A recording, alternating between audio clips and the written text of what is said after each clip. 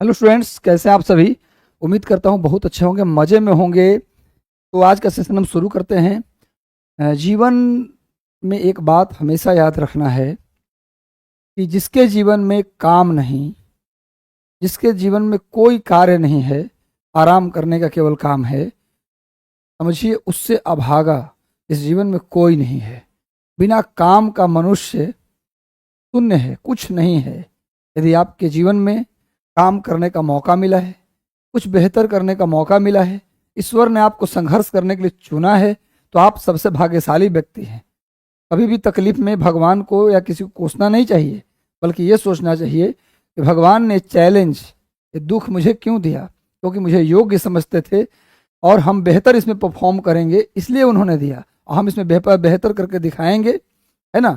और हम ईश्वर को कोसने के बजाय मेहनत करेंगे, उस पर काम करेंगे, सॉल्यूशन ढूंढेंगे। और ये जो आपकी ऊर्जा है, आपकी जो एनर्जी है, जो आपका एज है, उसमें जो आपकी एनर्जी है, आगे 5 साल बाद वो एनर्जी रहने वाली नहीं है। लाइन है, सैर कर दुनिया के गाफिल, जिंदगानी फिर कहाँ, जिंदगानी घर मिली तो नौजवानी फिर कहाँ। तो गुरु, नौजवानी दोबारा नहीं मिलना है, लगा दो आग, है ना। जवानी है तो भाई पानी में आग लगाने तो नहीं कह सकता, लेकिन इतनी पढ़ाई करो कि भैया एक लकीर खींच जाए, ऐसी लकीर, भाई कालिया मूवी का डायलॉग, मैं जहाँ से खड़ा होता हूँ लाइन वहीं से शुरू होती है, मैंने फर्स्ट रैंक मेरा होगा। चलिए सभी को गुड इवनिंग, सभी को शुभकामना। जितने लोग जुड़े हैं, मेरे सभी विद्यार्थियों को ढेर सारा आशीर्वाद, प्यार। हम आज के सेशन की शुरुआत करते हैं विजय रथ के साथ। विजय रथ पे सवार होते हैं आप सभी को विजय दिलाने के लिए। तो चलिए, आज हम ज़्यादा क्वेश्चन नहीं, 35 क्वेश्चन लाए हैं, कोशिश करेंगे 45 मिनट के अंदर इसको समाप्त करने का। लॉर्ड डलहौजी की विलय नीति, आज छोटा सेशन लेंगे, जस्ट अभी घर पहुंचा ही हूँ, टाइम ज़्यादा हो गया था, इस वजह से मैं बस आपका लाइव आ गया डायरेक्ट। चलिए, तो आप लोगों के लिए बहुत काम कर रहा हूँ, तो एक बार सेशन को लाइक कर दो गुरु, और सेशन को शेयर भी कर देना। जितने भी आपके व्हाट्सएप ग्रुप है, टेलीग्राम है, फेसबुक है, गुरु जी के सेशन को थोड़ा सा आपको शेयर कर देना है, ताकि गुरु जी के सेशन बिहार के हर कोने, हम जानते हैं कि आप बिहार के हर जिले से जुड़ते हैं, मधुबनी का बच्चा भी जुड़ता है, किशनगंज का भी जुड़ता है, सीतामढ़ी, पश्चिमी चंपारण, पूर्वी चंपारण, गोपालगंज, सिवान, भागलपुर, मुजफ्फरपुर, सभी जगह से बच्चे जुड़ते हैं। तो अपने अपने जिले में, जिला के जितने ग्रुप हैं, सब जगह शेयर कर दीजिए, ताकि अधिकतम लोगों तक बात पहुंच जाए। लॉर्ड डलहौजी की विलय नीति का पहला शिकार कौन बना? लॉर्ड डलहौजी के विलय नीति, जिसको राज्य हड़प नीति, विलय नीति का ही दूसरा नाम है राज्य हड़प नीति। राज्य हड़प नीति का पहला शिकार कौन बना? तो इसका ट्रिक बताए थे हम, हड़प नीति का ट्रिक, सजैस बौझाना। ट्रिक बताया था ना, सजैस बौझाना।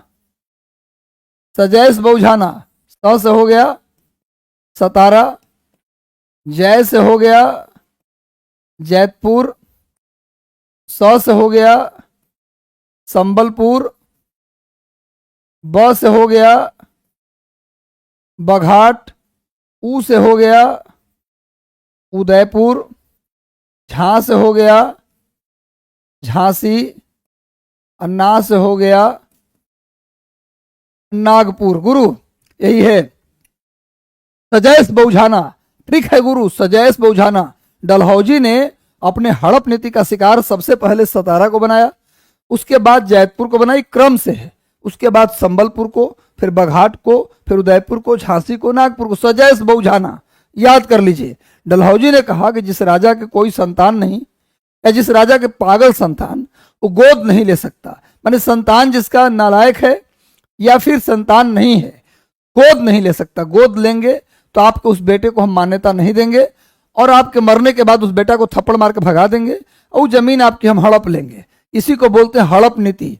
गोद लेने के प्रथा का अंत कर दिया, मतलब गोद लीजिएगा भी तो आपके मरने के बाद आपका बेटा को 2-4 थप्पड़ देंगे, भगा देंगे, भागो यहाँ से, आप पूरा हड़प लेंगे। इसी को हड़प नीति कहते हैं, इसी को विलय नीति कहते हैं, डॉक्ट्रिन ऑफ लैप्स कहते हैं अंग्रेजी में। इसके तहत पहले किसको हड़पा गया? सतारा को हड़पा गया, उसके बाद हड़पा गया जैतपुर को, फिर संबलपुर को, फिर बघाट को, फिर उदयपुर को, झांसी को, फिर नागपुर को। इसका स्क्रीनशॉट ले लीजिए। ये वही डलहौजी है जिसने अवध को 1856 में, अवध को 1856 में कुशासन, अवध को कुशासन का आरोप लगाकर अवध को हड़प लिया था। डलहौजी ने अवध को कुशासन का आरोप लगाकर, बैड गवर्नेंस का आरोप लगाकर अवध को हड़प लिया था। हालांकि लॉर्ड विलियम बेंटिक के समय मैसूर को हड़पा गया था। क्वेश्चन आता है, कुशासन का आरोप लगाकर पहले अवध को नहीं, लॉर्ड विलियम बेंटिक के समय मैसूर को हड़पा गया था। क्वेश्चन आता है कि मैसूर को भी किस तरीके से हड़पा गया, तो मैसूर को भी कुशासन के आरोप लगाकर लॉर्ड विलियम बेंटिक ने हड़प लिया था। उसके बाद डलहौजी ने 1856, डेट याद रखिए, 1856 में क्या किया, अवध को कुशासन के आरोप लगा हड़प लिया। ये वही डलहौजी है जिसने कर्नाटक के नवाब की पेंशन बंद करवा दी। 1854 में इसने कर्नाटक के नवाब की पेंशन बंद करवा दी। ये वही डलहौजी है जिसके समय पहला रेलवे 16 अप्रैल 1853 को भारत में पहला रेलवे चला। 16 अप्रैल, डेट याद कर लीजिएगा, 1853 को भारत में पहला रेलवे शुरू हुआ। बंबई से थाने के बीच लगभग 33.66 किलोमीटर, नहीं 33.5 किलोमीटर की लंबाई में थाने से बंबई के बीच 1853 में 16 अप्रैल 1853 को भारत का पहला रेलवे शुरू हुआ। डलहौजी के समय ही पहली बार डाक टिकट जारी किया गया। डलहौजी के समय ही लोक निर्माण विभाग यानी पब्लिक वर्क डिपार्टमेंट यानी पीडब्ल्यूडी की स्थापना, डलहौजी के समय ही पीडब्ल्यूडी की स्थापना की गई। डलहौजी के समय ही भारत का पहला विद्युत विभाग बनाया गया। इलेक्ट्रिसिटी डिपार्टमेंट भी पहली बार डलहौजी के समय बनाया गया। और भारत में पहली बार कंपटीशन एग्जाम की शुरुआत भी लॉर्ड डलहौजी ने किया। ठीक है, इतनी बात को याद करिए। डलहौजी के बारे में एक बात और याद करिए, इसने अपनी राजधानी को शिमला ले गया, ग्रीष्मकालीन राजधानी। गर्मी का राजधानी इसने शिमला को बनाया और जाड़े का राजधानी कोलकाता रखा। डलहौजी के समय ग्रीष्मकालीन राजधानी किसको बनाया गया था, शिमला को बनाया। पर सेशन को लाइक कर दो गुरु, जितने लोग जुड़े हैं मजा आ रहा है, सेशन को लाइक कर दीजिए। हारना मना है, थकना मना है, जूझना है, संघर्ष करना है। चलिए तो हम लोग आते हैं आगे। डलहौजी के बारे में बहुत कुछ जान गए। जितना डेट बताता हूं ना, डेट बताने मैं उसी चीज का डेट बताता हूं जिसका डेट पहले कभी न कभी पूछा रहता है, वरना हम डेट बताने में उतना विश्वास नहीं रखते। एक बार सेशन को लाइक कर दो गुरु, जितने लोग जुड़े, 175 लोग जुड़े हो, लाइक है 86, तो भैया एक बार सेशन को लाइक कर दीजिए। लाइक करने में बहुत टाइम थोड़ा लगता है। निम्नलिखित में से कौन अवध, आप लोग कहते हैं सर लाइक करने बड़ी बोलते हैं, खुद लाइक करने बोलते हैं, क्यों भाई? लाइक जब आप करते हैं तो हमारे अधिकतम विद्यार्थियों तक सेशन पहुंचता है। एक बार सेशन को लाइक कर दो गुरु। निम्नलिखित में से कौन अवध का ब्रिटिश रेजिडेंट था जब अवध का ब्रिटिश साम्राज्य में विलय? अभी बताया हूं कि 1856 में अवध का ब्रिटिश साम्राज्य में विलय हो गया था। 1856 में अवध को ब्रिटिश साम्राज्य में मिला लिया गया था।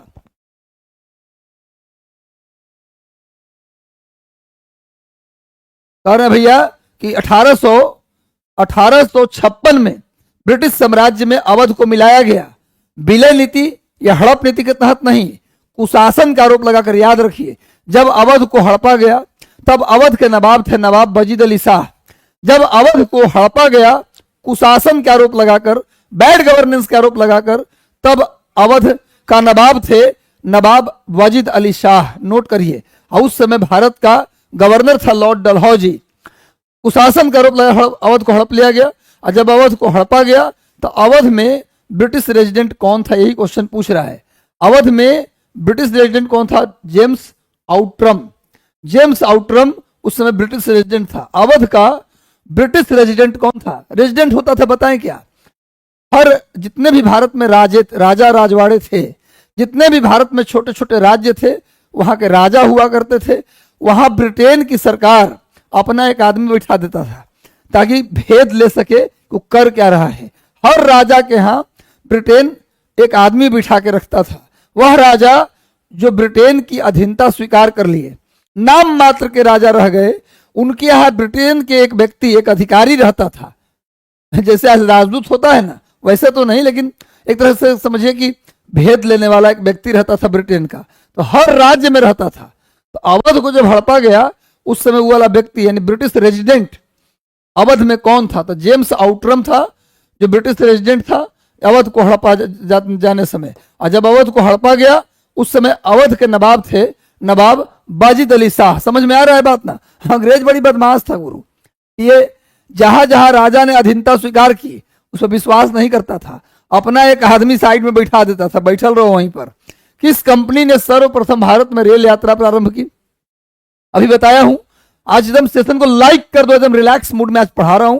आप भी रिलैक्स मूड में पढ़िए। सेशन को लाइक नहीं करते तो जुड़ गए तो लाइक कर दो और लिंक कॉपी करके अपने अपने स्टेटस में एक बार लगा लीजिए। किस कंपनी ने सर्वप्रथम भारत में रेल यात्रा शुरू की? तो भारत में पहला रेलवे लॉर्ड डलहौजी के समय शुरू हुआ। ठाणे से बंबई के बीच 33.66 किलोमीटर टोटल लंबाई थी। ये रेलवे की शुरुआत किया great Indian peninsular railway. Great Indian peninsular railway ने, कंपनी का नाम था, इसी कंपनी ने भारत में पहला रेल शुरू किया। भैया 16 अप्रैल 1853 को पहला रेल चला, इसी कंपनी का वो रेल था और गुरु ठाणे से बंबई के बीच चला। उस समय गवर्नर जनरल थे लॉर्ड डलहौजी, और डलहौजी के बारे में बहुत सारी बात बता चुके हैं। डलहौजी के समय पहली बार कंपटीशन एग्जाम शुरू हुआ, पहली बार विद्युत विभाग इलेक्ट्रिसिटी डिपार्टमेंट बना, पहली बार डाक टिकट जारी हुआ और पहली बार पीडब्ल्यूडी लोक निर्माण विभाग पब्लिक वर्क डिपार्टमेंट बना।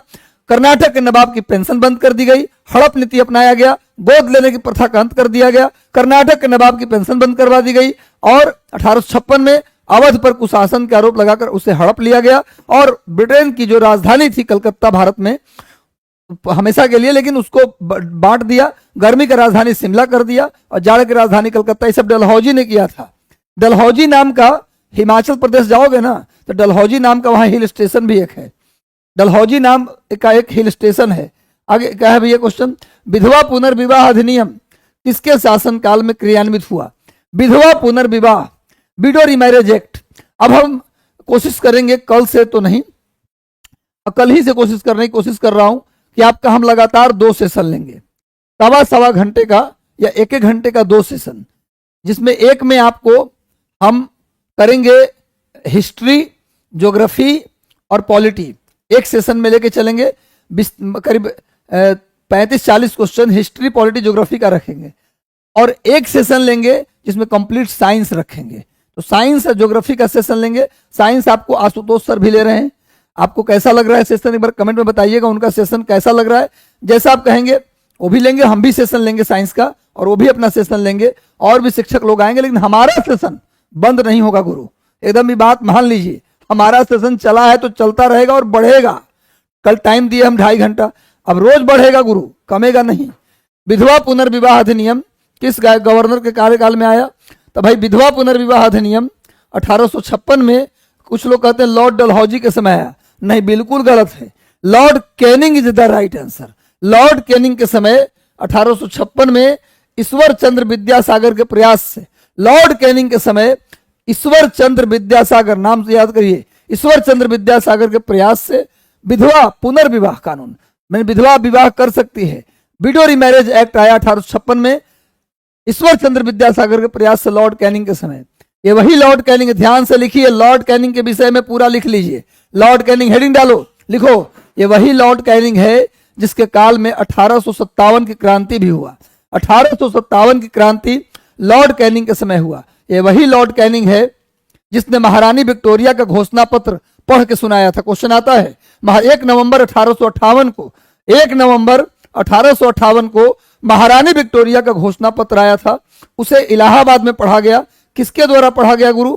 तो पढ़ा गया लॉर्ड कैनिंग के द्वारा। लॉर्ड कैनिंग के द्वारा 1858, 1 नवंबर 1858 को महारानी विक्टोरिया के घोषणा पत्र को कहां पढ़ा गया? ये क्वेश्चन भी आता है। इलाहाबाद में पढ़ा गया।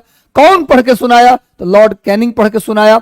ये वही लॉर्ड कैनिंग है जिसके काल में 57 की क्रांति हुआ। ये वही लॉर्ड कैनिंग है जिसके काल में 1857 में 3 विश्वविद्यालय बने, कलकत्ता विश्वविद्यालय, बंबई विश्वविद्यालय और मद्रास विश्वविद्यालय। वही लॉर्ड कैनिंग है जिसके काल में 1857 में 3 विश्वविद्यालय, बूड डिस्पैच की सिफारिश पर, चार्ल्स बूड का एक डिस्पैच था, चार्ल्स बूड डिस्पैच, बूड डिस्पैच आया था 1854 में लॉर्ड डलहौजी के समय। बूड डिस्पैच 1854 में आया था लॉर्ड डलहौजी के समय। उसी ने सिफारिश किया था कि लंदन विश्वविद्यालय के तर्ज पर भारत में भी विश्वविद्यालय बनना चाहिए। तो उसी सिफारिश पर लॉर्ड डलहौजी के समय आया सिफारिश, लेकिन सिफारिश को अमल कब किया गया? लॉर्ड कैनिंग के समय। 1857 में 3 विश्वविद्यालय बने लंदन विश्वविद्यालय के तर्ज पर।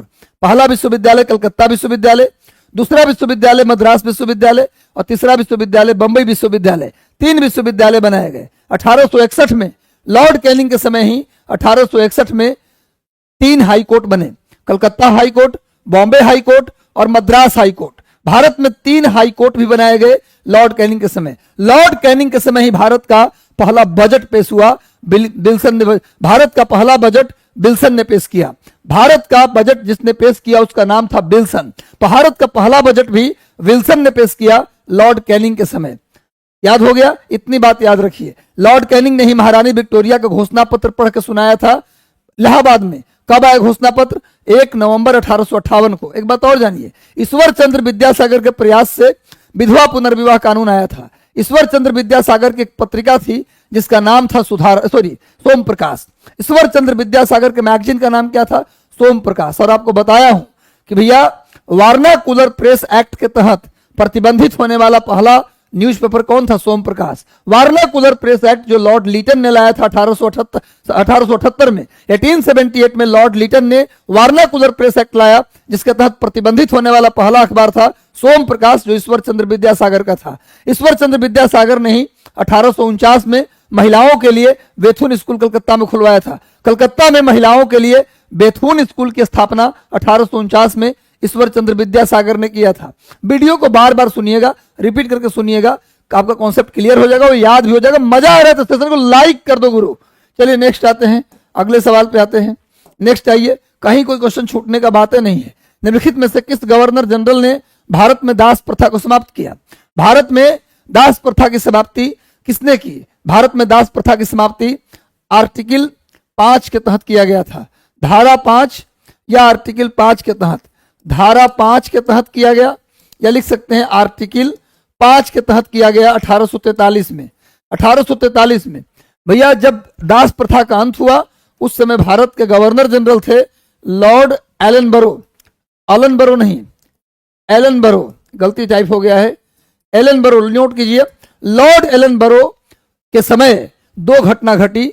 एक घटना तो यह घटा कि गुरु भारत में दास प्रथा, स्लेव सिस्टम, दास प्रथा का अंत हो गया धारा 5 के तहत। और दूसरा घटना आंग्ल अफगान युद्ध चल रहा था। उस समय भारत में प्रथम आंग्ल अफगान युद्ध हुआ। कुल मिला के 4 बार हुआ है। अंग्रेजों और अफगान के बीच 4 बार भिड़ंत हुआ। अंग्रेज खूब कोशिश किए अफगानिस्तान को जीतने का। अफगानिस्तान एक ऐसा देश है जहां लगातार हमले हुए फिर भी अफगानिस्तान अपने ऊपर कब्जा होने नहीं दिया। अफगानिस्तान का इतिहास रहा है गुरु। आज अमेरिका को वापस लौटना पड़ा, तालिबानियों के खिलाफ लड़ रहा था अमेरिका अफगानिस्तान में, वापस लौटना पड़ा। ये कोई पहला बार इतिहास नहीं है कि वापस लौटना पड़ा। ब्रिटेन भी 4 बार लड़ाई लड़ा है।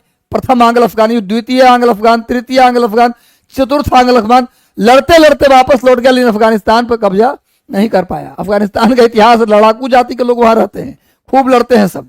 खैर मैं कह रहा हूं आपको कि अफगानिस्तान प्रथम आंग्ल अफगान युद्ध शुरू हुआ लॉर्ड ऑकलैंड के समय।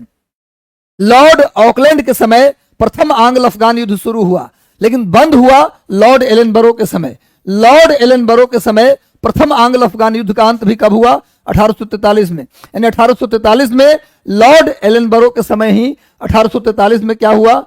प्रथम आंग्ल अफगान युद्ध का अंत हुआ। शुरुआत हुआ लॉर्ड ऑकलैंड के समय, अंत हुआ लॉर्ड एलनबरो के समय।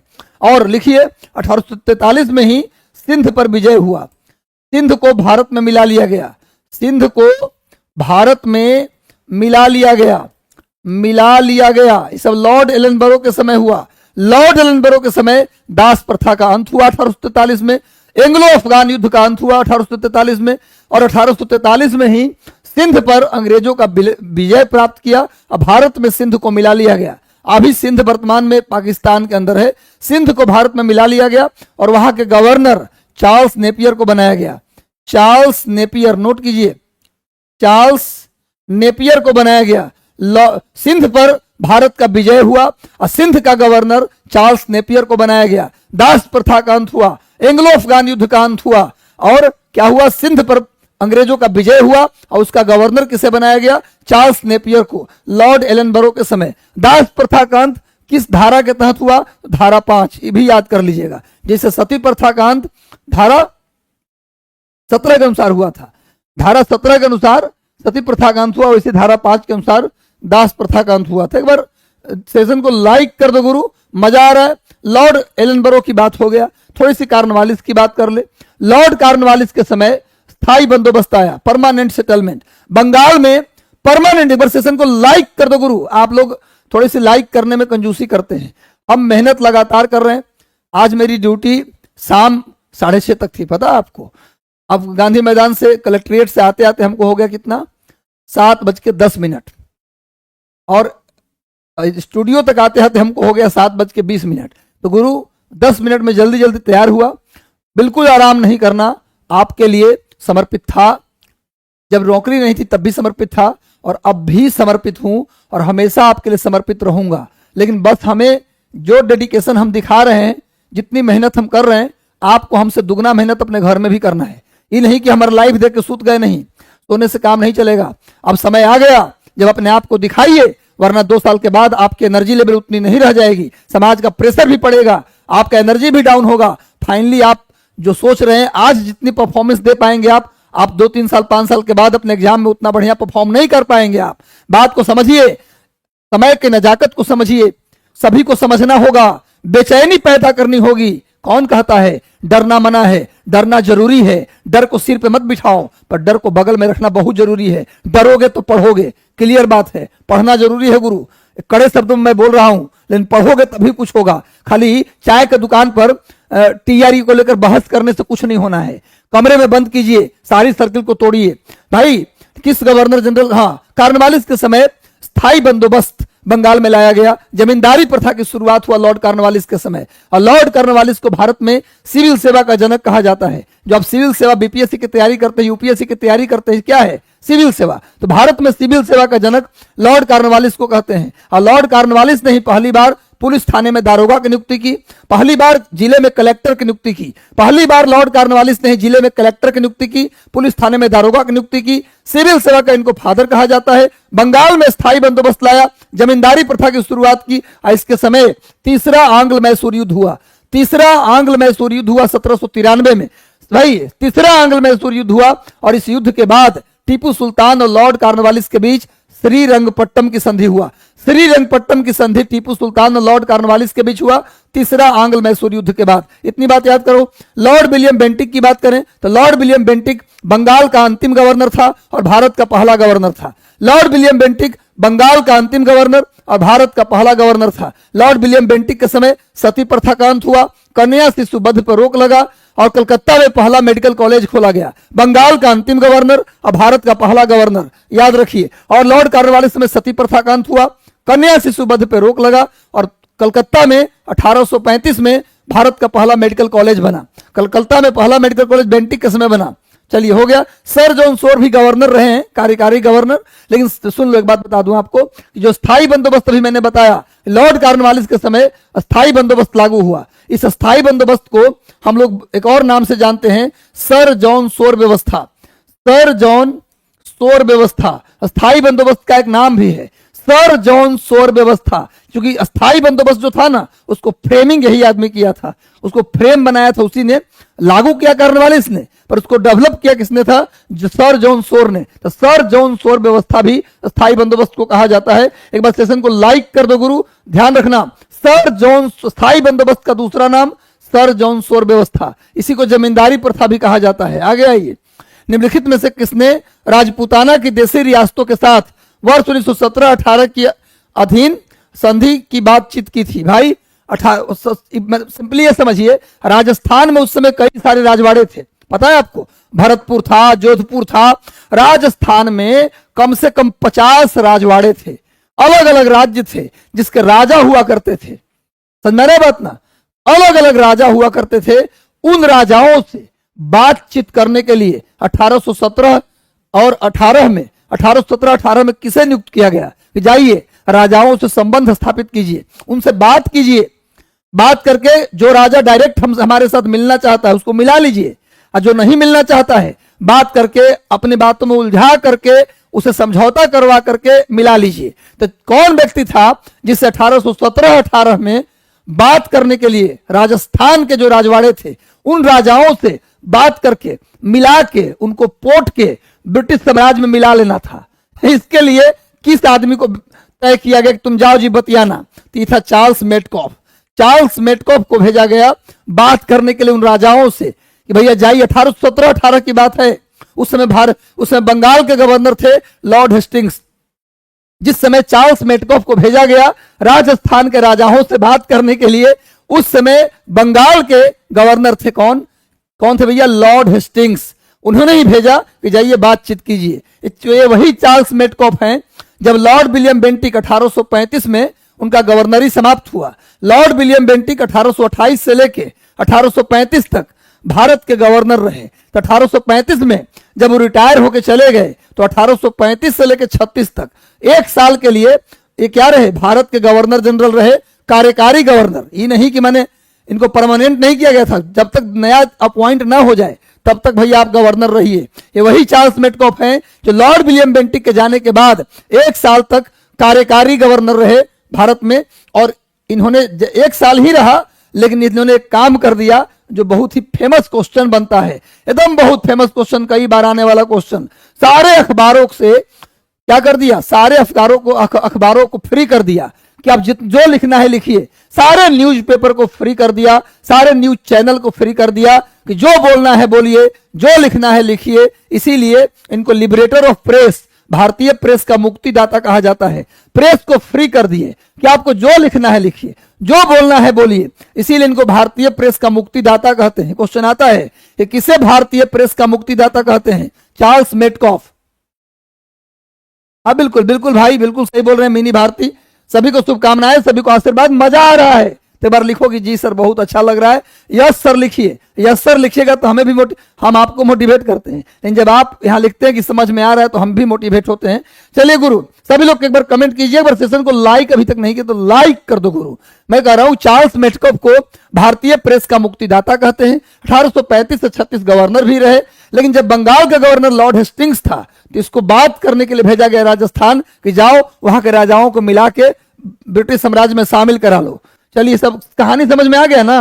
हम इतना बात समझाते हैं इसलिए कि आपको सब बात समझ में आ जाए। देखो क्वेश्चन का आंसर क्या होगा ये बताना इंपॉर्टेंट नहीं है। ये तो आप भी यहाँ आइएगा तो लाइव सेशन ऐसे ऐसे करके ले लीजिएगा, ये कोई बहुत बड़ा बात नहीं है लाइव। लेकिन मुझे लगता है कि जो बात आप खुद पढ़ने के बाद एक लंबे समय अंतराल में समझ पाएंगे, क्वेश्चन के मार्फत उन चीजों को सीधे समझा देना, यह महत्वपूर्ण उद्देश्य मेरा होता है। और मुझे लगता है कि उद्देश्य में हम सफल हो जाते हैं। आपको समझ में आता है, इसलिए मैं पूछता हूं कि आपको समझ में आ रहा है ना, मजा आ रहा है ना। अब चार्ल्स मेटकॉफ को जिंदगी में कभी नहीं भूलिएगा।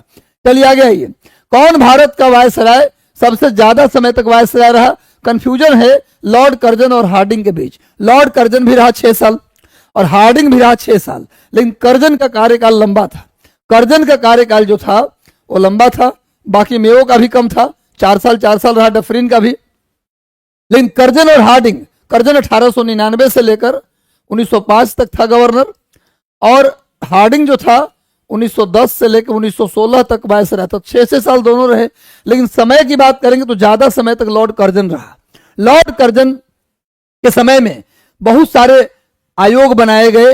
अब बहुत ऐसे घटना घटी, ऐसे ऐसे निर्णय लिया लॉर्ड कर्जन ने, जिससे इसके काल को आयोग और भूलों का काल कहते हैं। Mistakes and commission, period of mistake and commission किसको कहा जाता है? लॉर्ड कर्जन के काल को खूब आयोग बनाया। जब भी कोई घटना घटी बना दो एक आयोग। जैसा आज नहीं होता है, भारत में कोई घटना घट रहा है तो तुरंत आयोग बना देता है सरकार। हम जब पूछते हैं क्या हुआ तो क्या बोलते हैं? आयोग जांच कर रही है। हो गया जांच, 5 साल लग गया जांचें करने में, तब तक कोई पूछना बंद ही कर देता है। वही बात था लॉर्ड कर्जन के काल में खूब बने आयोग और खूब गलतियां की गई। इसीलिए इसके काल को आयोगों और भूलों का काल कहा जाता है। आयोगों और भूलों का काल क्या बोलते हैं? Period of commission and mistakes. ये अपनी उम्र को छुपाता था। क्वेश्चन आता है कौन ऐसा गवर्नर था जो अपने उम्र को बढ़ाकर बताता था? Lord Curzon. उम्र कम था तो वैल्यू नहीं मिलता था, तो अपना उम्र को बढ़ा के बताता था ताकि वैल्यू मिले। लॉर्ड कर्जन जो था उसने किताब लिखा था जिसका नाम था, लॉर्ड कर्जन के पुस्तक का नाम था problem of the east. Problem of the east. एक बार सेशन को लाइक कर दो गुरु। Problem of the east. लोग उम्र घटा के बताते हैं, बढ़ा के बताता था। लॉर्ड कर्जन ने एक किताब लिखी जिसका नाम था पूर्व की समस्याएं। Problem of the east note करिए। लॉर्ड कर्जन के समय ही बंगाल का विभाजन किया गया था। ये भी नोट कीजिए, बंगाल विभाजन की चर्चा मैं कई बार कर चुका हूं। लॉर्ड डफरिन की बात करें तो इसके समय में कांग्रेस की स्थापना हुआ। 28 दिसंबर 1885 को भारतीय राष्ट्रीय कांग्रेस की स्थापना डफरिन के समय हुआ। कैसे याद रहेगा? मैं कांग्रेस पार्टी का बुराई करने वाला नहीं हूं, एग्जाम्पल ऐसी कर रहा हूं। कांग्रेस पार्टी की स्थापना कोई डफर आदमी ही करवाएगा।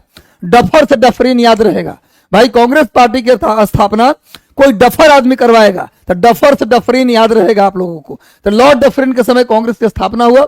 लॉर्ड हार्डिंग दो हैं, एक नहीं है, ये मैं दूसरे वाले की बात की है। लॉर्ड हार्डिंग सेकंड की बात की मैं। लॉर्ड हार्डिंग प्रथम भी एक है। लॉर्ड हार्डिंग फर्स्ट प्रथम, उसके समय नरबली प्रथा का अंत हुआ था।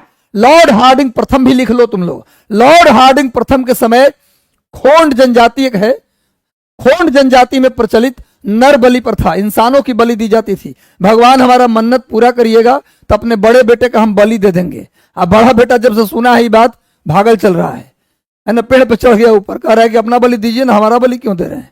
तो गुरु नरबली प्रथा, इंसानों की बलि दी जाती थी खोंड जनजाति में। तो खोंड जनजाति में प्रचलित नरबली प्रथा पर रोक किसने लगाया? लॉर्ड हार्डिंग प्रथम। ये वही लॉर्ड हार्डिंग प्रथम है जिसके समय में पहला आंग्ल सिख युद्ध शुरू हुआ। प्रथम एंग्लो सिख वॉर, प्रथम एंग्लो सिख वॉर की शुरुआत हुआ लॉर्ड हार्डिंग के समय। ये हार्डिंग प्रथम की बात कर रहा था। हार्डिंग द्वितीय के समय बहुत सारी बातें हुई। हार्डिंग द्वितीय के समय प्रथम विश्व युद्ध शुरू हुआ। हार्डिंग द्वितीय के समय राजधानी को कलकत्ता से दिल्ली लाया गया। हार्डिंग द्वितीय के समय ही बिहार को बंगाल से अलग किया गया। हार्डिंग द्वितीय के समय ही बंगाल विभाजन को रद्द किया गया। ये सब याद करिए। हार्डिंग द्वितीय के समय बंगाल विभाजन रद्द हुआ। हार्डिंग द्वितीय के समय कलकत्ता से दिल्ली राजधानी आया। हार्डिंग द्वितीय के समय सेकंड के समय बिहार को बंगाल से अलग किया गया। हार्डिंग द्वितीय के समय क्या हुआ? क्या हुआ गुरु? प्रथम विश्व युद्ध शुरू हुआ। लॉर्ड मेयो की बात करें थोड़ी सी। लॉर्ड मेयो के समय ही भारत में पहली बार जनगणना की शुरुआत हुई। सेशन को लाइक कर दो गुरु, जितने लोग जुड़े हैं। एक लंबा सेशन आज होगा, लंबा तो नहीं होगा, कुछ देर में इसको समाप्त कर देंगे हम 8:30 तक। चलिए मैं कह रहा हूं, लॉर्ड मेयो के समय भारत में पहला कृषि विभाग शुरू हुआ। भारत का पहला कृषि विभाग की स्थापना की गई। लॉर्ड मेयो के समय ही भारत में पहली बार जनगणना हुआ। भारत में पहली बार जनगणना, पर वो नियमित नहीं था, अनियमित था। 1872 में भारत का पहला जनगणना मेयो के समय। भारत का पहला कृषि विभाग, एग्रीकल्चर डिपार्टमेंट मेयो के समय। और भारत में राजा महाराजा के बच्चों को पढ़ने के लिए, राजा महाराजा के बच्चों को पढ़ने के लिए राजस्थान के अजमेर में मेयो कॉलेज बनवाया। अपने नाम से ही कॉलेज खुलवाया, मेयो कॉलेज, राजा महाराजा के बच्चों को पढ़ने के लिए राजस्थान के अजमेर में। लॉर्ड मेयो को की हत्या कर दी गई। एकमात्र गवर्नर जनरल जिसकी हत्या की गई वो था लॉर्ड मेयो। गया हुआ था अंडमान निकोबार में सेल्लर जेल में निरीक्षण करने। वही शेर खान नाम के आदमी था, इनको चाकू से गोद के मार दिया। लॉर्ड मेयो की हत्या कर दी गई, याद रखिएगा। लॉर्ड मेयो की हत्या की गई थी, याद रखिएगा। आगे आइए, नेक्स्ट आगे आइए, बताइए इसका आंसर। भारतीय पुरातत्व सर्वेक्षण, भारतीय पुरातत्व। सबको शुभकामनाएं, सबको जय हिंद। एक बार सबका नाम पढ़ लेता हूं। अनीश जी, चलिए, शहीद हो गया, बिल्कुल। मनीष कुमार मिश्रा, अरविंद कुमार एकमात्र गवर्नर था जिसको मार दिया गया था। शेर खान, बिल्कुल। अजीत कुमार, चलिए। मनीषा कुमारी, संजना सिंह, सभी को शुभकामना, सभी को आशीर्वाद। जय शंभू जी, रजत कुमार, चलिए भाई, बिल्कुल। चाकू का निशान भी भेज दिए कुछ लोग। प्रियांशु कुमारी, प्रियंका कुमारी, दीप्ति रानी, चलिए, सभी को शुभकामना। अर्चना सिंह, सर मेरे एक स्टूडेंट मेयो कॉलेज में अजमेर में एडमिशन लिए हैं। चलिए, बढ़िया है। राजा महाराजा के बच्चे के लिए था, अभी भी राजा महाराजा के लोग ही पढ़। भारतीय पुरातत्व सर्वेक्षण, वैसे देखिए आर्कियोलॉजिकल सर्वे ऑफ इंडिया, इसकी स्थापना पहली बार 1861 में किया गया था। कनिंघम ने किया था, अलेक्जेंडर कनिंघम। अलेक्जेंडर कनिंघम ने 1861 में भारतीय पुरातत्व सर्वेक्षण की स्थापना की, जिसका मुख्यालय दिल्ली में है। लेकिन उसको कानूनी मान्यता मिला लॉर्ड कर्जन के समय। लॉर्ड कर्जन के समय 1904 में क्या हुआ? पुरातत्व कानून आया, भारतीय पुरातत्व अधिनियम। भारतीय पुरातत्व अधिनियम 1904 में पारित हुआ। जब भारत का वायसराय गवर्नर जनरल कौन था? Lord Curzon. Lord Curzon Bharat में जब वायसराय था तब 1904 में भारतीय पुरातत्व अधिनियम आया और इस अधिनियम के तहत भारतीय पुरातत्व सर्वेक्षण की विधिवत स्थापना की गई 1904 में। लेकिन इससे पहले ही 1861 में अलेक्जेंडर कनिंघम ने भारतीय पुरातत्व सर्वेक्षण, आर्कियोलॉजिकल सर्वे ऑफ इंडिया की स्थापना कर दिया था, जिसका मुख्यालय दिल्ली में था, पर उसे कानूनी मान्यता मिला लॉर्ड कर्जन के समय। इसलिए इसमें जो ऑप्शन है उसके अकॉर्डिंग आंसर होगा लॉर्ड कर्जन। 1904 में हुआ। कब स्थापना हुआ? 1904 में। इसी समय भारतीय पुरातत्व सर्वेक्षण कानून भी आया था। भारतीय पुरातत्व सर्वेक्षण कानून आया, इसी के तहत भारतीय पुरातत्व सर्वेक्षण की स्थापना की गई। पर इससे पहले ही 1861 में अलेक्जेंडर कनिंघम ने भारतीय पुरातत्व सर्वेक्षण की स्थापना की थी, जिसका मुख्यालय दिल्ली में था। एकदम याद कर लीजिए इसको। चलिए नेक्स्ट आइए। लॉर्ड कर्जन के समय ही बंगाल का विभाजन हुआ था। निम्नलिखित में से कौन 1885 में स्थापित बंबई प्रेसिडेंशियल एसोसिएशन के संस्थापकों में से थे? कौन ऐसे व्यक्ति थे 1885 में कांग्रेस की स्थापना जब हुआ था उससे जस्ट पहले, कांग्रेस की स्थापना के जस्ट पहले 1885 में, आपको पता है ना 28 दिसंबर 1885 को कांग्रेस की स्थापना की गई थी। 28 दिसंबर 1885 को भारतीय राष्ट्रीय कांग्रेस की स्थापना होना था पुणे में, लेकिन हुआ बंबई में, क्योंकि पुणे में प्लेग फैल गया था, इसीलिए कांग्रेस की स्थापना पुणे के बजाय बंबई में किया गया। 28 दिसंबर 1885 को भारतीय राष्ट्रीय कांग्रेस नाम दिया दादा भाई नौरोजी ने। कांग्रेस शब्द अमेरिका से लिया गया और भारतीय राष्ट्रीय कांग्रेस के पिता किसको बोला जाता है? एओ ह्यूम को बोला जाता है। तो भैया कांग्रेस की स्थापना से पहले उसी साल 85 में ही क्या बना? Bombay presidential association. Bombay presidential association बना, जिसके संस्थापक थे फिरोज शाह मेहता। फिरोज शाह मेहता, और बता दें आपको बंबई में 3 लोग थे जिनको बंबई त्रिमूर्ति कहा जाता था। बंबई त्रिमूर्ति, क्वेश्चन आता है कि बंबई त्रिमूर्ति में कौन कौन शामिल थे? बंबई त्रिमूर्ति में कौन कौन शामिल थे? 3 मूर्ति।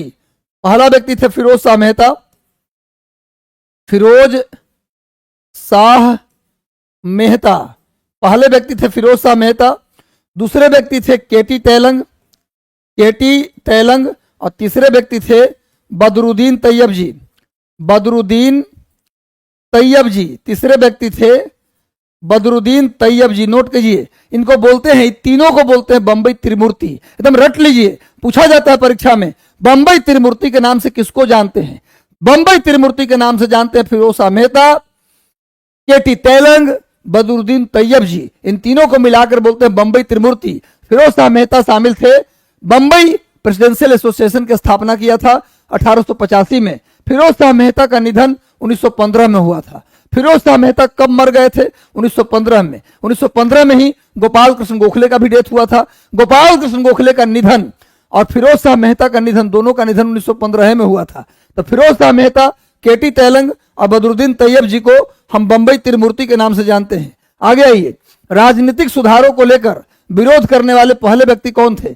राजनीतिक सुधार जो हो रहे थे, राजनीतिक सुधार जिस प्रकार से ब्रिटिश सरकार कर रही थी, ब्रिटेन की सरकार, फिरंगी सरकार, अंग्रेजी सरकार, ब्रिटानिया सरकार जिस तरीके से राजनीतिक सुधार कर रही थी, उसका विरोध करने वाले पहले व्यक्ति कौन थे? ये वही व्यक्ति थे जिन्होंने धार्मिक सामाजिक सुधार की शुरुआत की। ये वही व्यक्ति थे जो भारत में पुनर्जागरण लाया। ये वही व्यक्ति थे जिन्होंने भारत में नव जागरण लाया। भारत में नव जागरण का जनक पूछा जाए, पुनर्जागरण का जनक पूछा जाए, धार्मिक सामाजिक सुधार का प्रणेता पूछा जाए, राजनीतिक सुधारों का विरोध करने वाला पहला व्यक्ति पूछा जाए, तो सबका उत्तर होगा राजा राम मोहन रॉय।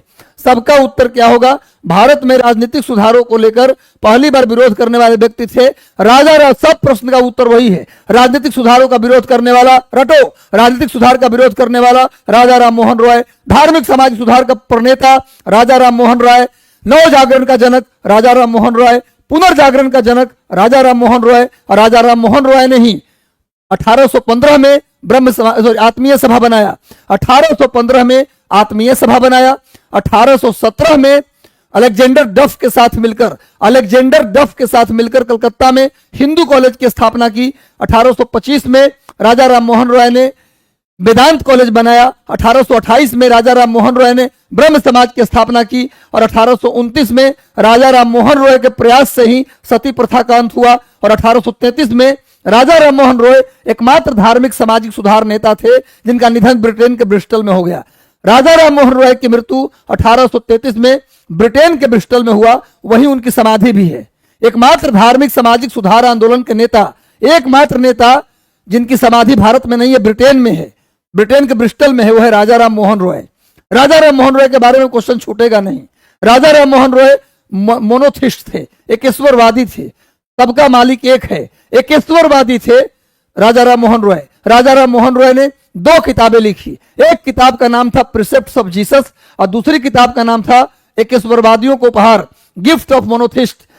एकेश्वरवादियों को उपहार, गिफ्ट ऑफ मोनोथिस्ट, और दूसरी किताब का नाम था प्रिसेप्ट्स ऑफ जीसस। राजा राम मोहन रॉय की 2 पत्रिका भी थी। एक पत्रिका का नाम था संवाद कौमुदी और दूसरी पत्रिका का नाम क्या था? एक पत्रिका का नाम संवाद कौमुदी और दूसरी पत्रिका का नाम था मिरातुल अखबार। क्या इतना लंबा लंबा कमेंट कर रहे हैं? नहीं, तो हम लोग केस, अरे भाई ठीक है, नाजिब बीपीएससी तैयारी, सभी को मिलेगा मौका, टेंशन ना लीजिए, हमारी सब बीपीएससी में सबको मौका मिलेगा, चिंता करने की जरूरत नहीं है। चलिए पहले टीआर स्टेट तो आ तो जाए, चलिए अभी से मौके की बात बाद में, स्टेट आए पहले, मौका मिलेगा सबको, चिंता नहीं करना है, बस पढ़ते रहिए।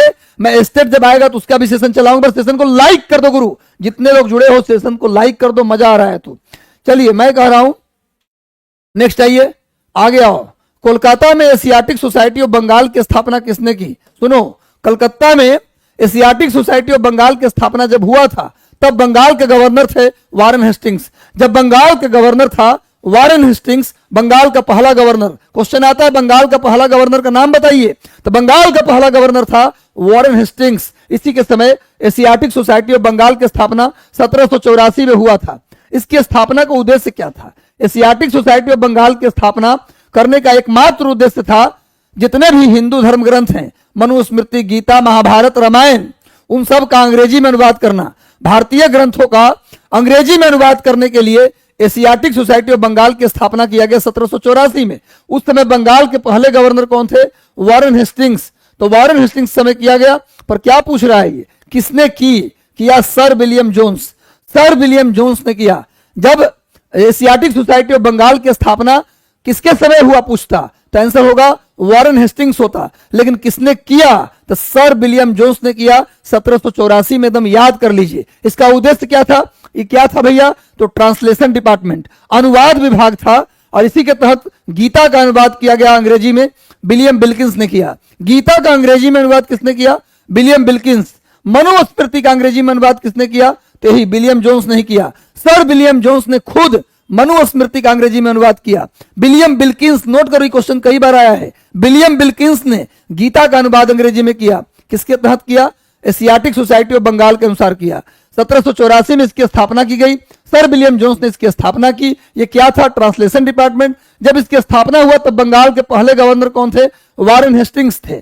और गीता का अंग्रेजी में अनुवाद किसने किया? विलियम बिल्किंस ने किया। मनुस्मृति का अंग्रेजी में अनुवाद किसने किया? तो सर विलियम जोन्स ने ही किया। याद करिए। और जोनाथन डंकन कौन थे भैया?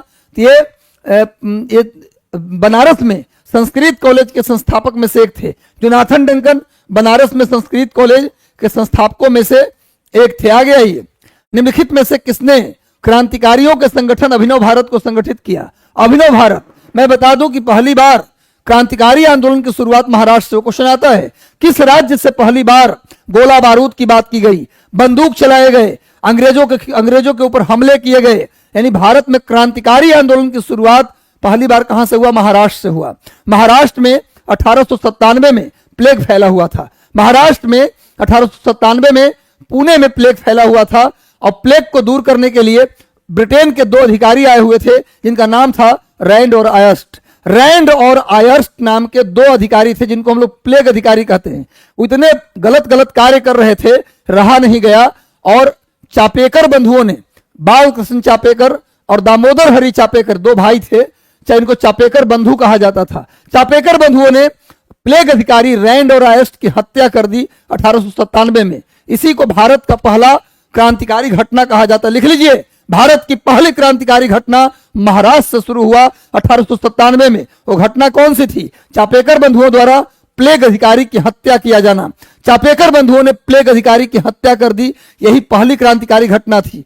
चापेकर बंधुओं ने बनाया था व्यायामशाला, चापेकर बंधुओं ने बनाया था जिम सेंटर। वो कहने का था व्यायामशाला, पर वहां बम बनाने की ट्रेनिंग दी जाती थी। कहां, किस अंग्रेज अधिकारी पर कहां बम फेंकना है बताया जाता था उस जिम में। जिम का स्थापना किसने किया? व्यायामशाला की स्थापना किसने की? तो चापेकर बंधुओं ने। जब चापेकर बंधुओं को फांसी दे दिया गया, उसके बाद विनायक दामोदर सावरकर ने 1899 में उसी जिम सेंटर का नाम बदल के कर दिया मित्र मेला। जो 1897 में चापेकर बंधुओं ने जो खोला था व्यायामशाला, जब उनको फांसी दे दी गई तब उसी जिम सेंटर का नाम बदल के, व्यायामशाला का नाम बदल के मित्र मेला कर दिया। किसने किया भैया? ये किया विनायक दामोदर सावरकर ने किया। व्यायामशाला का ही नाम बदल के मित्र मेला, और बाद में इसी मित्र मेला का नाम बदल के 1904 में कर दिया गया अभिनव भारत। अभिनव भारत, नोट कीजिए, विनायक दामोदर सावरकर। अभिनव भारत की स्थापना किसने की? विनायक दामोदर सावरकर। नोट कीजिए, विनायक दामोदर सावरकर ने अभिनव भारत की स्थापना की। एक बार सेशन को लाइक कर दो गुरु। और हर दिन शाम 7:30 बजे आपका सेशन आता है, 7 बजे भी आ सकता है, 7 से 7:30 के बीच हमारा इंतजार आप करेंगे। ज्यादातर सेशन हमारा 7 से 7:30 के बीच ही आएगा, लेकिन बहुत रेयरेस्ट ऑफ द रेयर होगा तो 7:30 के बाद 8 बजे तक आ जाएगा।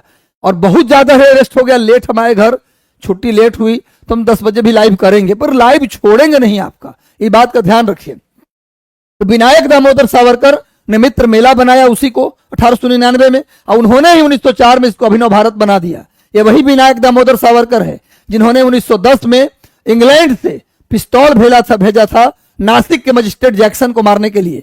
नासिक के मजिस्ट्रेट जैक्सन को मारने के लिए विनायक सावरकर ने पिस्टल भेजा, और उसी पिस्टल से अनंत कन्हारे ने नासिक के मजिस्ट्रेट जैक्सन को हत्या कर दी। इस घटना को नासिक षड्यंत्र केस कहते हैं। इस केस में अनंत कन्हारे को फांसी दी गई और विनायक सावरकर को दोहरा काला पानी की सजा दी गई। नोट कर लीजिएगा, ये सब बात बता चुके हैं। इसमें लाला हरदयाल भी हैं। लाला हरदयाल को बोला जाता है गद्दर आंदोलन के संस्थापक, गद्दर पार्टी के संस्थापकों में से एक थे लाला हरदयाल। गद्दर पार्टी नोट कर लो, गद्दर पार्टी, ठीक है। मदन लाल ढींगरा, मैं बताया था कल कि भैया जो इंडिया हाउस था लंदन में, जो 1905 में श्यामजी कृष्ण वर्मा ने इंडिया हाउस बनाया था, उसी से जुड़े हुए एक मेंबर थे मदन लाल ढींगरा, जिन्होंने 1909 में करजन वाइली की हत्या कर दी। मदन लाल ढींगरा ने 1909 में करजन वाइली की हत्या कर दी। मदन लाल ढींगरा किससे जुड़े थे? इंडिया हाउस से जुड़े थे। नोट कर लीजिएगा, इंडिया हाउस की स्थापना लंदन में श्यामजी कृष्ण वर्मा ने किया था 1905 में।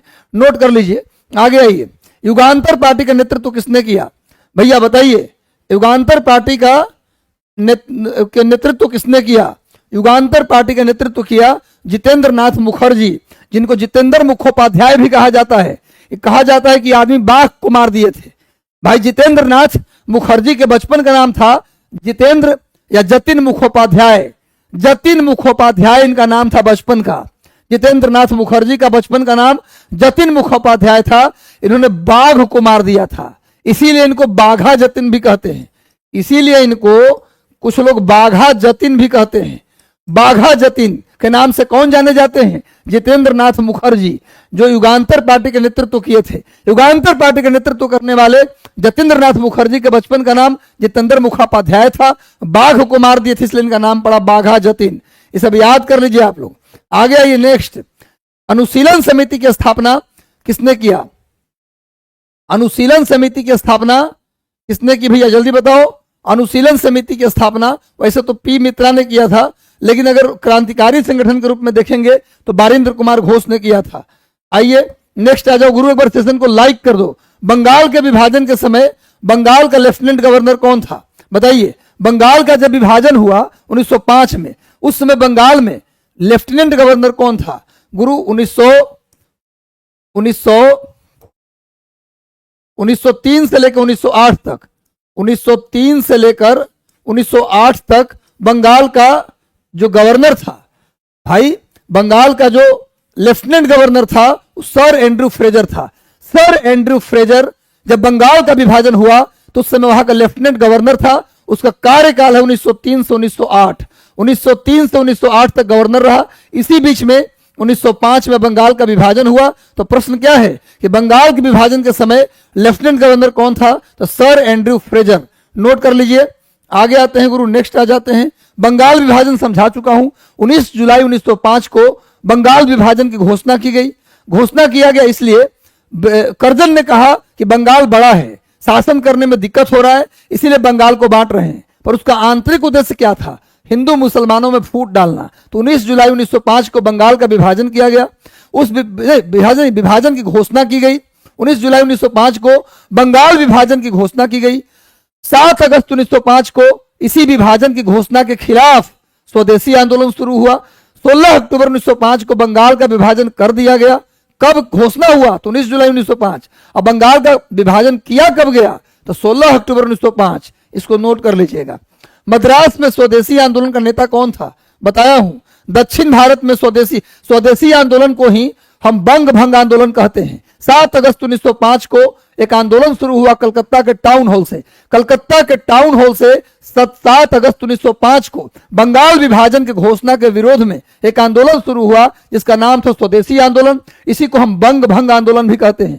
स्वदेशी आंदोलन का नेता बंगाल से सुरेंद्र नाथ बनर्जी थे, उत्तर प्रदेश से गोविंद वल्लभ पंत थे, दिल्ली से सैयद हैदर रजा थे, पंजाब से लाला लाजपत राय थे और महाराष्ट्र से बाल गंगाधर तिलक थे और दक्षिण भारत यानी मद्रास से चिदम्बरम पिल्लई थे। मद्रास से चिदम्बरम पिल्लई, मद्रास से कई बार बता चुका हूं, बस सेशन को लाइक कर दो। हम अच्छा 621 लोग हैं, 622 लोग, सभी लोग कमेंट करके बताइए कि सेशन जो हमारा है वो कैसा लगता है आपको, मजा आता है और बेहतर करना चाहते थे। अगर सभी लोग यस लिखिए कि सर अच्छा लगता है। सभी लोग 615 हैं, सभी लोग बोलिए। चिदम्बरम पिल्लई दक्षिण भारत से स्वदेशी आंदोलन के नेता, सभी लोग सही उत्तर दे रहे थे। इसका मतलब जो हम पढ़ा रहे हैं वो सब यादो आप लोग कर रहे हैं। हम जो पढ़ाते हैं वो सबको याद होता भी चल रहा है आप लोगों को। बंगाल का विभाजन मुख्यतः किया गया था, किस लिए किया गया अभी बताया हूं। बंगाल विभाजन करने का मुख्यतः बता रहा है। ऐसे क्या बोला उसने कि बंगाल बहुत बड़ा है। करजन नाम के एक दुष्ट व्यक्ति था, करजन नाम का एक दुष्ट व्यक्ति था, वो ठान लिया था कि हिंदू मुसलमान में फूट डालेंगे। एक चीज और उस ठान लिया था, क्या ठाना था उसने भाई कि भैया हम जब तक भारत में हैं कांग्रेस पार्टी को खत्म करके मानेंगे। क्वेश्चन आता है कि मैं जब तक भारत में हूं कांग्रेस पार्टी को खत्म होता देखना चाहता हूं। किसने कहा था? Lord Curzon. क्वेश्चन आता है किसने कहा कि मैं जब तक इंडिया में हूं कांग्रेस पार्टी को कमजोर खत्म होते देखना चाहता हूं? Lord Curzon. हिंदू मुसलमान में फूट डालने की पूरी कोशिश की कौन? Lord Curzon. लेकिन अगर यह पूछा जाए आजादी के बाद कांग्रेस खत्म हो जाए, यह किसने कहा? तो महात्मा गांधी। आजादी के बाद कांग्रेस खत्म हो जाए तो आंसर होगा महात्मा गांधी। लेकिन अगर पूछे कि मैं जब तक हूं भारत में कांग्रेस खत्म हो जाए तो करजन। तो करजन भैया किस कारण से बंगाल को बांटा बता चुका हूं, हिंदू और मुसलमानों के बीच फूट डालने के लिए। चलिए, लेकिन वो कहा क्या था? कहा ही था कि भैया बहुत बड़ा बंगाल है। टोटल 21 क्वेश्चन करेंगे। भारत के स्वतंत्रता संघर्ष के दौरान सबसे पहले सत्याग्रह किसने किया? भारत के स्वतंत्रता संघर्ष के दौरान पहला सत्याग्रह किसने किया? टिके रहो गुरु, बस ज्यादा नहीं लेंगे अभी हम अब तो थोड़ी देर में इसको मैंने 3 क्वेश्चन और। भारत में स्वतंत्रता संघर्ष के दौरान सबसे पहले सत्याग्रह, तो आसान क्वेश्चन है, महात्मा गांधी ने किया। पहला सत्याग्रह किसने किया? महात्मा गांधी ने किया। और कहां किया? चंपारण में किया। चलिए आगे आते हैं। नेक्स्ट आसान सा सवाल था, ये सब पूछा हुआ सवाल है। एक बात और मैं बताऊं, जितने भी सवाल मैं लिया हूं, कोई सवाल यूपी पीसीएस में आया है, तो कोई झारखंड पीसीएस में, कोई बिहार पीसीएस, सारे सवाल कहीं ना कहीं पूछे गए हैं। बहुत इंपॉर्टेंट है, इसे जुड़े रहिए। बेहतरीन सवाल। सेशन को लाइक कर दो गुरु। कौन सी घटना सबसे पहले हुई? चलिए ये क्वेश्चन है, कौन सी घटना सबसे पहले हुआ थे पूछ रहा है। तो खेड़ा सत्याग्रह हुआ मार्च 1918 में, मार्च 1918 में। सविनय अवज्ञा आंदोलन 1930 में हुआ। असहयोग आंदोलन 1920 में हुआ। चंपारण सत्याग्रह 1917 में हुआ। इनमें से सबसे पहले कौन हुआ? तो चंपारण सत्याग्रह सबसे पहले कौन हुआ? इसका स्क्रीनशॉट हम ले देते हैं आपके लिए, शेयर भी कर देंगे। टोटल 21 सवाल ही आज करेंगे हम। आगे आइए next. Gandhian innovation, Gandhi ji का नवाचार का तात्पर्य क्या है? गांधीयन इनोवेशन का मतलब क्या है? गांधी जी के नवाचार से आप क्या समझते हैं? अधिक उत्पादन करना। गांधी जी क्या बोलते थे? बहुत ज्यादा उत्पादन करो नहीं, उपभोग के लिए, माने खूब उत्पादन करो, खुद उपभोग करो। गांधी जी उपभोग के खिलाफ थे, कम उपभोग करना चाहिए, कम निवेश से अधिक उत्पादन। ये भी गांधी जी फेरा में नहीं रहते थे। घरेलू अर्थव्यवस्था का विकास, घरेलू अर्थव्यवस्था, विदेशी अर्थव्यवस्था नहीं, ऐसा हो जिससे घर की अर्थव्यवस्था आगे बढ़े। चलिए आगे आइए। कुछ क्वेश्चन गेस से भी आप कर सकते हैं। इस क्वेश्चन सेशन का लास्ट सवाल, गांधी जी ने अपना पहला सत्याग्रह आरंभ किया। भाई इसमें जो है ना चारों ऑप्शन गलत है, इसका चारों ऑप्शन गलत है। गांधी जी ने अपना पहला सत्याग्रह नील की खेती और किसानों के लिए किया था। नील की खेती और किसानों के लिए, ऑप्शन चारों गलत है, डिस्कस नहीं करते हैं। गांधी जी अपना पहला सत्याग्रह नील की खेती और किसानों के लिए किया था। और यह क्वेश्चन लास्ट करते हैं, 21वां नंबर, महात्मा गांधी ने भारत में अपना पहला जन भाषण कहां दिया? ये क्वेश्चन बता चुका हूं, इसका उत्तर आपको देना है। सेशन को लाइक कर दो गुरु। और आज का सेशन हम यही समाप्त करेंगे क्योंकि आज है। चलिए एक बार सेशन को लाइक कर दीजिए।